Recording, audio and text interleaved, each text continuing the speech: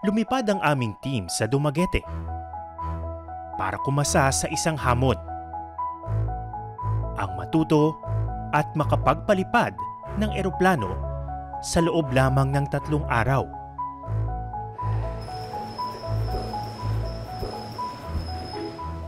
So, nandito na tayo ngayon sa flying school at sisimulan ko na ang isa sa pinakamalaking challenge na gagawin ko para sa Eyewitness.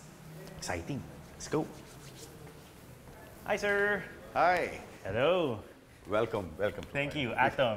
Si Captain Madu Pulian Calath ang Head of Training ng Aviation Academy. Sa eskwelahang ito nagsasanay ang mga gustong maging piloto. After you. Thank you. So it begins. Yes.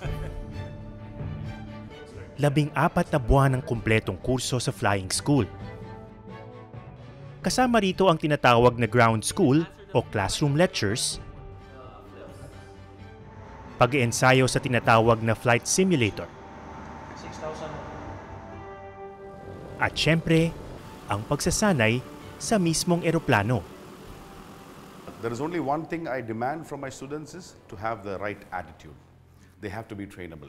Even if they lack skills or knowledge, we can always train them. But if they don't have the right attitude, we cannot train them. Yun nga lang, hindi ko matatapos ang mahigit 1 taon na kurso. Yes, definitely. We can do a crash course for you. A crash course? A crash course for you. Yeah, so we will definitely walk you through what's going to happen during the training of every student pilot. Oh my gosh. Wow. Pressure. No worries, we are there to take care of you. My piloting crash course has begun. Ang first stop, isang classroom lecture. So ito yung tinatawag nilang ground schooling, kung saan matututunan natin yung theoretical concept sa likod ng paglipad ng eroplano. It's time to meet my classmates. Good morning! What are the 4 forces of flight? Can someone give me one at least? Yes, sir. Lift. Okay. Oha, pakitang gilas agad ako. The first thing that you're going to do as a group would be to draw the parts of your airfoil. Pwede ba ang humingi ng ng papel? Classic school bukol to ah. So, 1 out of 4. Tama ba itong ginagawa ko?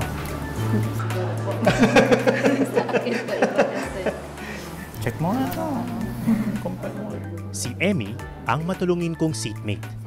Ilang buwan pa lang din siyang estudyante sa flying school. Ano yung mahirap sa ganitong mga lecture? Pag may po, enumeration po, gano'n. Tsaka pag Pag oral din po. oral recitation, no? Yes po. Nakakakaba. Okay, then see you tomorrow, everyone, and have a safe day. Good afternoon. Kapansin-pansin na marami sa mga estudyante sa flying school galing sa ibang bansa.